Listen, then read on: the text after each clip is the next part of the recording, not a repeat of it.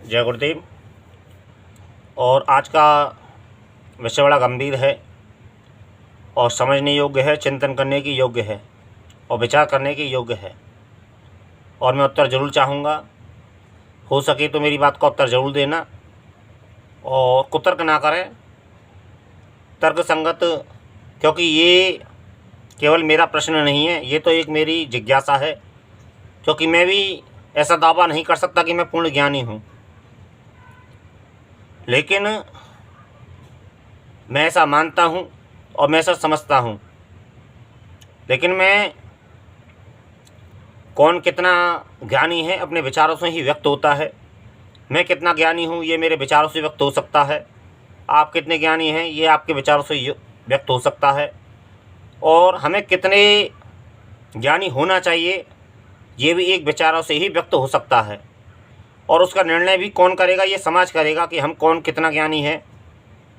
तो ज्ञानी का तमंगा हम स्वयं अपने आप को ज्ञानी समझ लें तो ये तो मूर्खता की बात है कि हम स्वयं ही अपने आप में डिग्री अपने हासिल कर लें और स्वयं ही अपनी तारीफ़ कर लें और स्वयं ही अपना ढिंढोरा पीट लें और स्वयं ही हम अपने आप को यह कह दें कि हम बहुत बड़े 30 मार्का हैं। तो ये तो एक अलग बात होगी।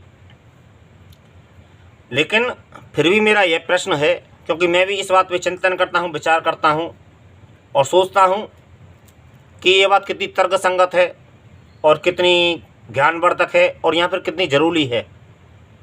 तो मेरा प्रश्न ये है कि राजा दशरथ जब श्रवण कुमार के माता पिता ने उनको श्राप दिया था, तो अक्सर हमारे पुराने राजाओं में एक प्रथा थी कि शिकार करने जाते थे। और मेरा उन्हीं ज्ञानी जनों से प्रश्न है, ये मैं उत्तर चाहता हूँ,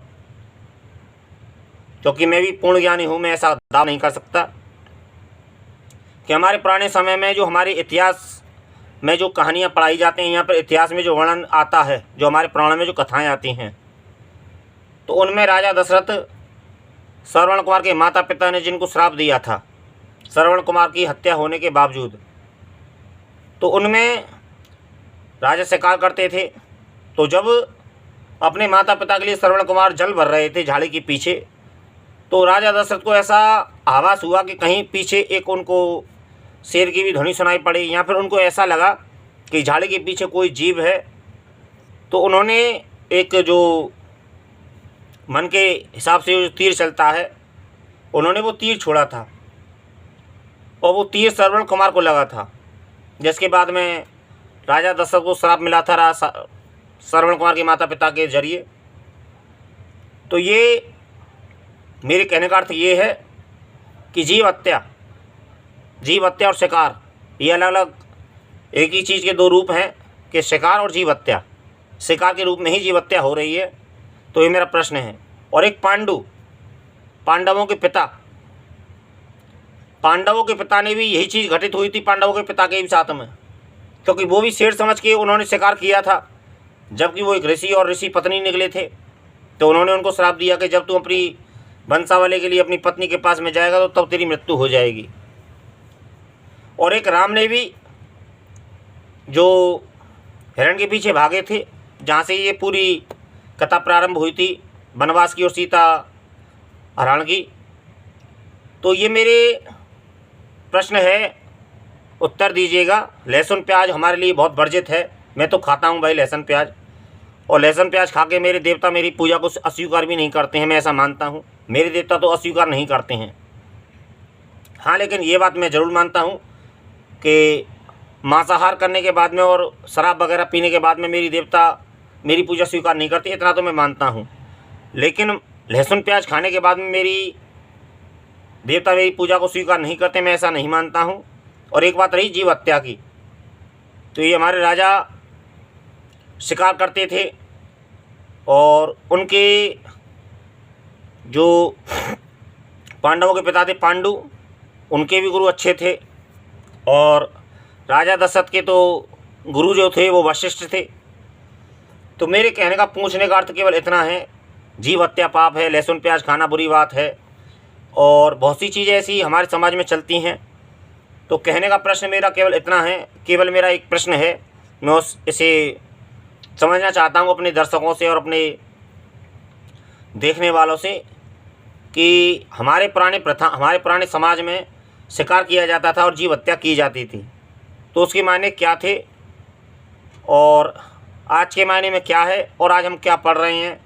ये अलग अलग चीज़ें हैं जो मेरे दिमाग में कभी कभी संशय पैदा करती हैं, कभी कभी झकझोर देती हैं दिमाग को कि वो क्या था और ये क्या है जो आज हम पढ़ रहे हैं। कि लहसुन प्याज खाना ही बुरी बात है, मांसाहार और शराब पीना तो खैर बुरी बात है, इस बात को तो मैं भी जानता हूँ क्योंकि देवता स्वीकार नहीं करता है, ये मेरे स्वयं का प्रैक्टिकल है। लेकिन लहसुन प्याज भी खाना बुरी बात है। लेकिन फिर मैं इस बात पे आता हूँ कि जिन लोगों के गुरु वशिष्ठ रहे, मेरे पास तो शायद इतने बड़े गुरु है कि नहीं है मैं तो नहीं जानता, लेकिन हाँ मेरे पास में जो भी गुरुदेव हैं मेरी तरफ से वो बहुत बड़े हैं, मेरे हिसाब से वो बहुत बड़े, मेरे लिए बहुत बड़े हैं। लेकिन मेरा एक प्रश्न है कि राजा दशरथ के गुरु वशिष्ठ और राजा दशरथ शिकार कर रहे हैं जीव हत्या, और इसी तरीके से पांडु और इसी तरीके से राम, और तो ये चीज़ क्या है, वो गुरु काबिल नहीं थे या फिर वो शिष्य काबिल नहीं थे या फिर वो सही था या फिर वो गलत था। ऐसी बहुत सी बातें मेरे मन में चलती हैं। उत्तर होता है वो तो अपने अपने व्यक्ति के हिसाब से होता है। सभी व्यक्ति अपने अपने तरीके से जीते हैं, सभी व्यक्ति अपनी अपनी धारणाओं को मानते हैं। तो मेरा केवल प्रश्न है और प्रश्न ही मैं कर रहा हूँ, चर्चा तो आगे आने वाले समय में होगी, लेकिन फिलहाल में मेरा केवल ये प्रश्न है। तो इस प्रश्न का मैं उत्तर जानना चाहता हूँ कि क्या सही है और क्या गलत है। जय गुरुदेव।